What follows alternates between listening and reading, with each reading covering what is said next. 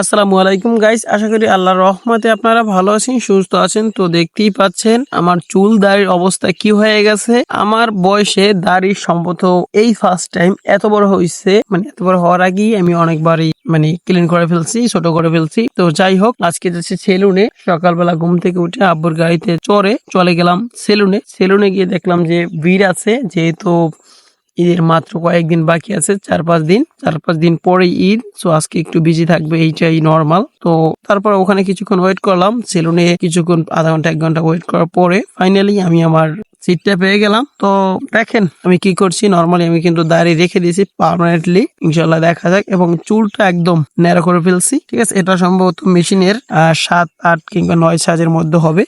আমার মাথার একটু নরমালি গরম, আর মাথার ভিতরে চুলকি করে, আর মাথায় কি যেন উঠছে, সেজন্য একদম খুব ছোট করে ফেলছি। আর তাছাড়া এখন থেকে হয়তো বা আমার চুল এতটুকুই থাকবে, কোনো স্টাইল থাকবে না, একদম নরমাল স্টেবল, সব চারদিক থেকেই সেম হয়তো বা এরকমই রাখবো। সো দেখা যাক ইনশাল্লাহ। অবশ্যই কমেন্টস করবেন যে আমার চুলটা কিরকম হয়েছে। আশা করি আমার কাছে তো ভালোই লাগতেছে, ভালো না লাগলেও ভালো, কিন্তু অনেকের কাছে এটা ভালো লাগে না। এটা অনেকে কমেন্টস করে ফেলছে যে এরকম করে চুলটা না ছাটাইলেও পারতিস। আমি কিন্তু মেশিন মারছি ডিরেক্টলি। তো ভালো থাকেন, সুস্থ থাকেন, বিদায় নিচ্ছি, আল্লাহ হাফেজ।